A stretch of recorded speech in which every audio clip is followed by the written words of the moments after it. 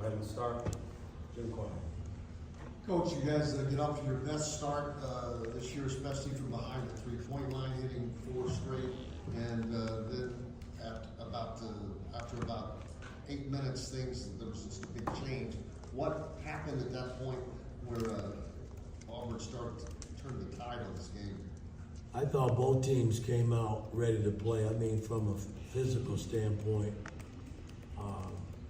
we couldn't really move the ball. I mean, I just look back at our very first play that we tried to execute.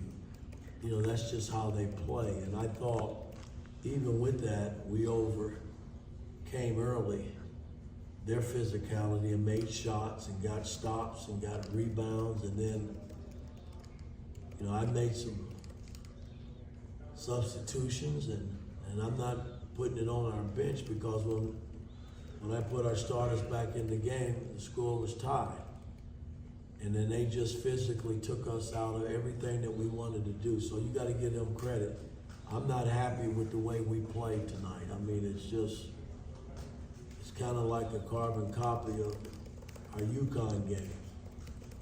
You know, where they couldn't score, we couldn't score, it was back and forth, and then finally we just caved in.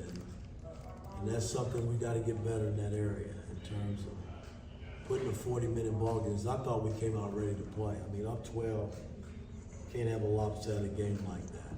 That's kind of on me. Tom and Jeff. Mike, you gave up 104 points, but also only forced 3 turnovers. I mean, what was the problem specifically? That was the difference. You just kind of hit it on the head.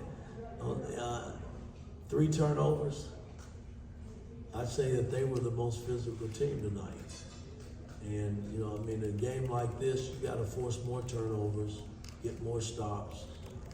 You know, the rebounding wasn't that big of a difference, but I just thought physically they were the better team tonight. Jeff and Todd. Yeah, Coach, like you said, you guys got up 22-10, and then when the starters came out, I think it was a 20-4 Auburn run. Was there any thought of maybe not taking, you know, Ware and Baco and Renault out at the same time? Was there any thought of me not to? I kind of substitute pretty much the same way every game. You can't just burn them. Bottom line was when my starters got back in the game, it was probably a close tied game. And the same guys that were on the floor when we started the game went the other way. That was the difference in the ball game. So, I mean, you can't play them for 40 minutes. You gotta play some of your bench guys.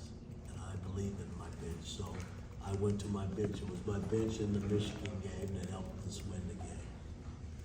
Todd and Mike.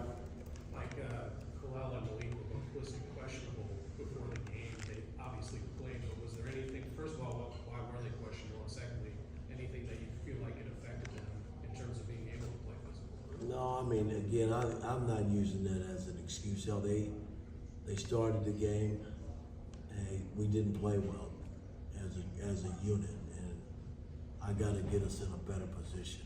You know, especially when we're playing teams like that. You know, we got a big week this week coming up where we got to play Kansas. We got a week to prepare. I got to get us in a better place where we can put a 40-minute ball game together against a really elite team. Mike over here. Yeah, Mike, in terms of the second half, you know, you said caved in a little bit. Do you want to see, so similar to UConn, more fire for your players in those moments or leadership on the court? Do you think that's kind of lacking in some of those moments where you go either way and then, you know, turn back into? Again, I mean, you know, not having X, and I'm not using it as an excuse. I mean, he's a senior point guard that can score the ball and make plays for, especially when we're being pressured like we were, and that hurt. But again, you showed wonderful signs tonight against a good team, you know, early on, and we just didn't sustain it over the 40-minute ball game.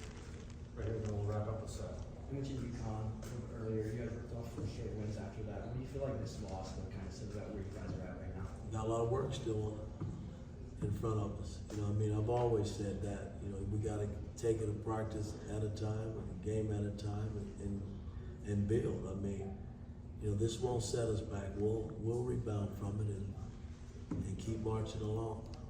Last question, Seth. You mentioned the full court pressure that you faced, and obviously having X would have helped you with that a little bit. But that's kind of how Auburn, how Auburn started to turn the tide a little bit. Just what sort of issues was that causing for you guys?